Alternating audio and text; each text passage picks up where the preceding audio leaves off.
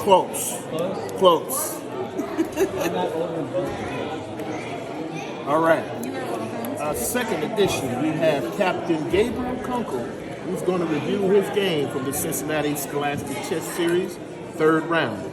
Let's go. What did he make? So my opponent opens with e4, taking space in the center. Okay. I respond with one of my opponent's defense. Let me ask you a question.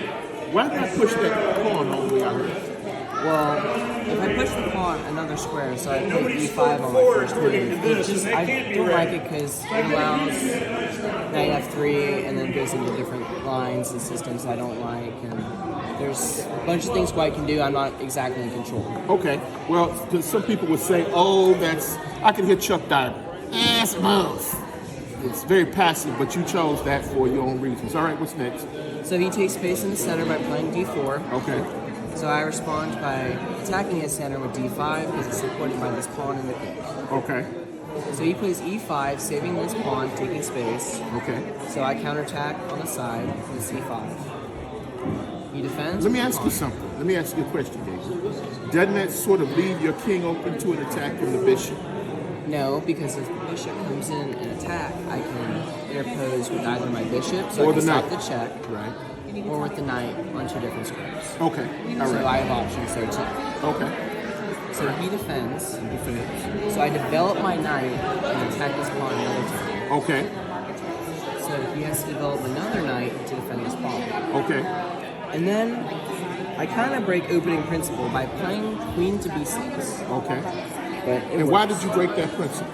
Why did you do that? Because what this does, it is allowing me to have another attacker on this d4 pawn, Okay. and also put pressure on this b2 pawn, so if he moves this dark square bishop, I can attack it with it. Okay. All right. So what does he do next?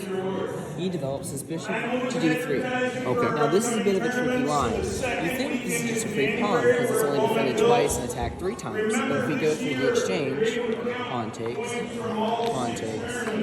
knight takes, knight takes, Queen takes. and then queen takes. White has this very simple but tricky move. Bishop b5 check. With the discovery on the queen, and then once I interpose with my bishop, He rips off the queen. and I'm just completely losing it. Right. Okay. So I can't take that pawn. Okay. That's away.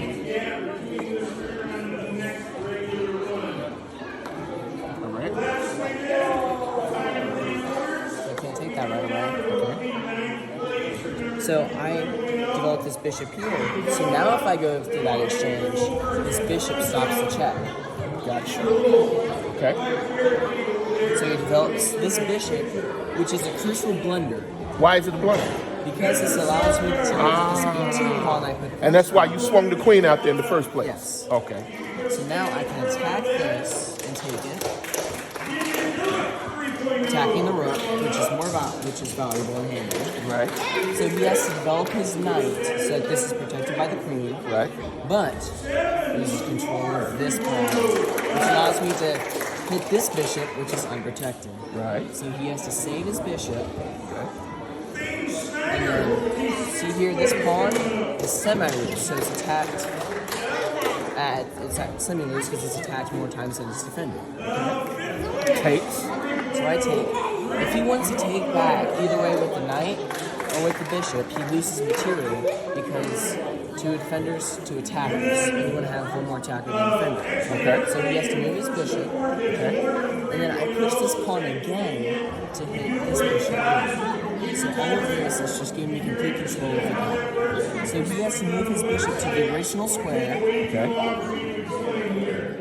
Now I develop my knight to b4. Now this is a tricky move because I'm threatening knight to c2. Since the king has no squares and that is a check, queen has to take. Okay. So then I'll be material. So rook to c1. Okay. Round 4 pairings. So knight Check. c2 check, which has to take with the rook. I take back with my queen, threatening his queen. And so I can't necessarily take back. So he declines it.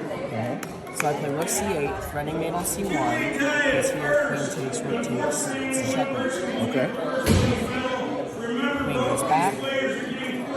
I develop my bishop threatening the queen with plate, so he has to take.